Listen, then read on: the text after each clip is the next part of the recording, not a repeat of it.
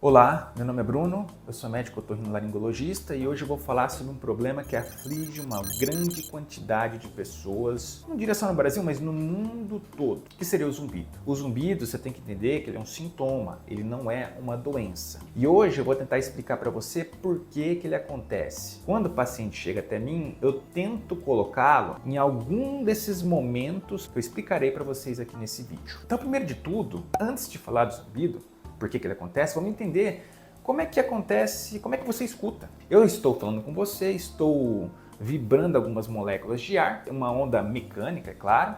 Essa onda mecânica vai passar pelo seu ouvido externo, depois vai vibrar o seu tímpano vai vibrar a cadeia ossicular. Essa vibração da cadeia ossicular tem uma série de mecanismos de amplificação sonora, até que chega um momento que vai lá no seu estribo, que está na platina, e ele vai fazer um movimento de pistão. Esse movimento de pistão vai movimentar, vai gerar uma onda hidromecânica dentro daquele caramujo, que parece um caramujo, que é a cóclea. A partir do momento que ele gera essa onda hidromecânica, dentro da cóclea nós temos um conjunto de células especializadas, denominado células ciliadas externas, internas, inclusive tem algumas células de sustentação. Essa onda hidromecânica vai estimular essas células, que consequentemente vai gerar um potencial de ação. Ou seja, aquilo que era uma onda mecânica vai ser transformado em estímulo elétrico que vai passar esse estímulo para o seu nervo auditivo. Esse nervo ele vai até uma região denominada, agora vou falar um pouquinho das vias auditivas centrais, isso é importante. Então ele vai do nervo auditivo, ele vai até, vamos pensar num prédio, um prédio que tem alguns andares. Ele tem que subir até chegar no seu córtex cerebral, que seria a sua massa cinzenta. Então ele vai até o núcleo coclear. Do núcleo coclear, finalizou o nervo ali.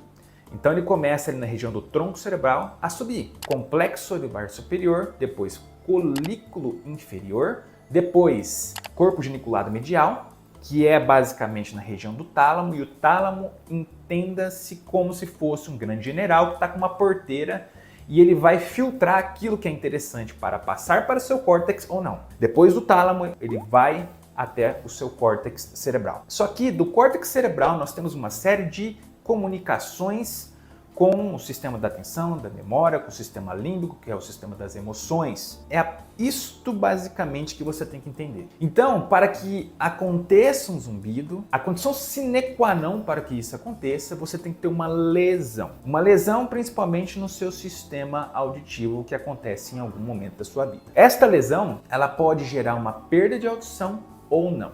Geralmente, 90% dos pacientes que têm zumbido têm algum grau de perda de audição, mas isso não é extremamente necessário ter a perda. Você pode ter uma lesão sem perda. Por exemplo, quando eu vou falar de uma audiometria, você vai lá no fono, entra naquela cabine, ele vai testar algumas frequências. Frequências estas de 250 Hz, 500 Hz, 1000 Hz, 2000 Hz. Depois ele vai 4.000, 6.000, 8.000 Hz na imensa maioria das vezes. Mas nós devemos entender que entre 250 e entre 500 Hz, nós temos mais 250 frequências. Às vezes você tem uma lesão na sua cóclea que gerou uma perda auditiva oculta, ou você tem uma lesão que não gerou perda nenhuma, que é as sinaptopatias da vida, como a gente diz. Então, entenda isso. Para que você tenha seu zumbido, a condição sine qua non é: você tem que ter uma lesão no seu sistema auditivo. Aqui eu vou tentar só falar um pouquinho sobre o somatosensorial, que é aquele que tem a ver com componentes musculares, componentes de ligamento, componentes de articulação temporomandibular, porque ele faz uma conexão lá, se pensa naquele prédio, com o núcleo coclear. Mas vamos lá, eu vou lá, vou numa balada, eu sou exposto a um som intenso.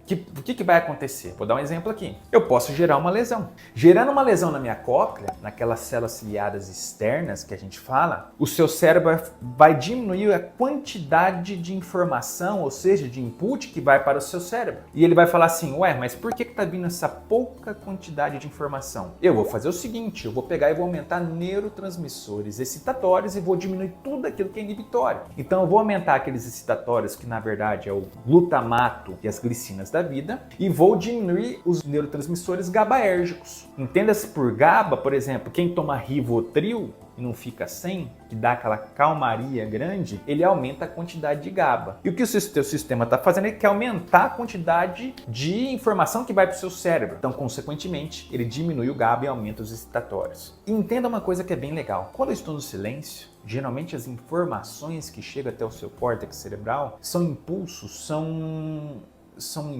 que são assíncronos, ou seja, não tem sincronia nenhuma. Vai um pouco, vai um outro pouco, só que ele não tem uma constância, uma sincronia. A partir do momento que o teu cérebro teve a lesão coclear, diminuiu a quantidade de input, ele aumentou tudo aquilo que é excitatório, começa a gerar uma quantidade de impulsos que vai lá para cima, naquele prédio, de uma maneira sincrônica. Isso que é interessante. Só que beleza, passa pelo seu nervo, ele vai chegar no núcleo coclear, complexo olivar superior, colículo inferior, corpo geniculado medial, que é lá no tálamo. E no tálamo nós temos um general que está ali com uma porteira na mão. E ele vai filtrar aquelas informações que ele acham, essa pode passar ou essa não pode.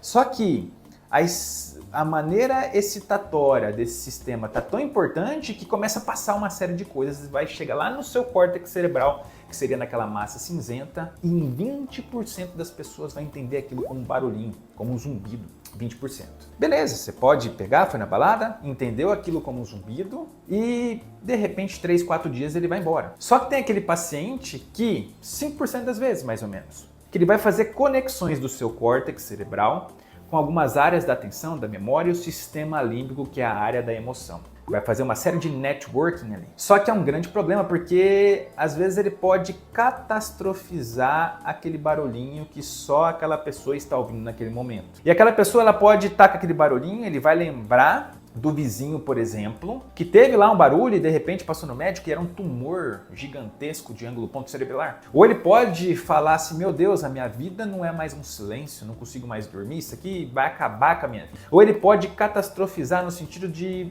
meu Deus, meu trabalho, eu não consigo mais fazer nada porque esse barulho, ele gera esse problema de eu diminuir minha produtividade. E a partir do momento que isso acontece, aí complica. E a depender do tempo, a depender da plasticidade, do número de conexões que vem formando ali, desse ciclo vicioso que vai acontecendo ali naquela região, isso pode cronificar. Aí são aquelas pessoas que chegam no nosso consultório batendo a cabeça na parede, literalmente. Então entenda que não é uma coisa tão simples assim. Então você pode ter uma lesão desde o sistema auditivo na cóclea, como no sistema muscular. E o sistema muscular entenda-se por somatosensorial. Tem vídeos meus aqui no YouTube, tem posts meus lá no Instagram. Então veja um pouquinho sobre isso, porque é importante que são zumbidos relacionados às vias musculares, vias de articulação temporomandibular, enfim, isso é importante. Porque embriologicamente sabemos que aquele núcleo coclear, especialmente o núcleo coclear dorsal, tem uma ligação ali com aquele sistema muscular. De repente você é uma pessoa tensa, uma pessoa ansiosa, sempre tem contração,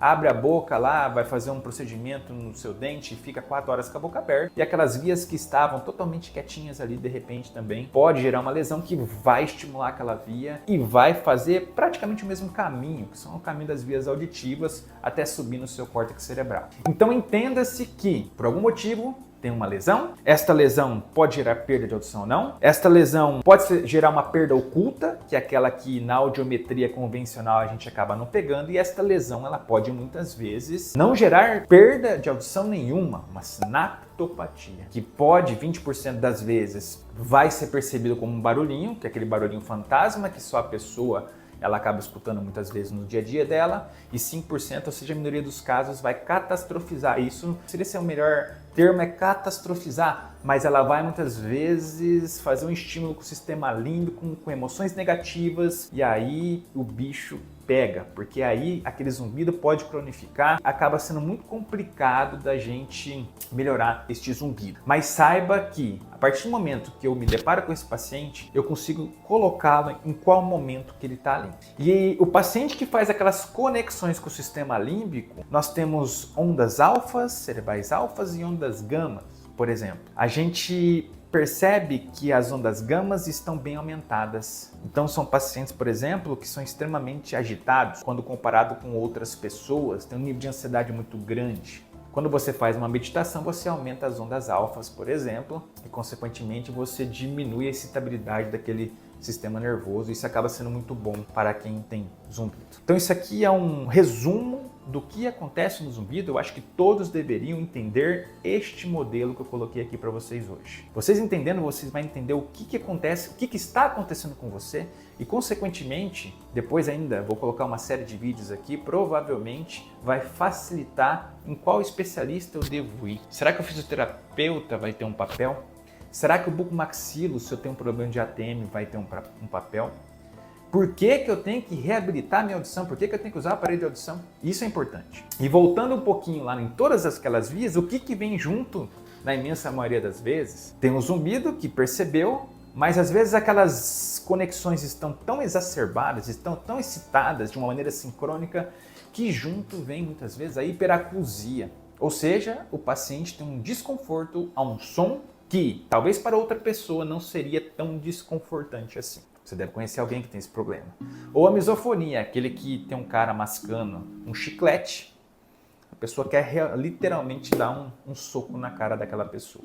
Compartilhe esse vídeo para todos aqueles que têm um zumbido, que eu tenho certeza que esse entendimento vai ser interessante para que a pessoa entenda o que está acontecendo com ela. Se você gostou desse vídeo, dê o seu like, se inscreva no meu canal e também me siga em outras redes sociais como o Instagram.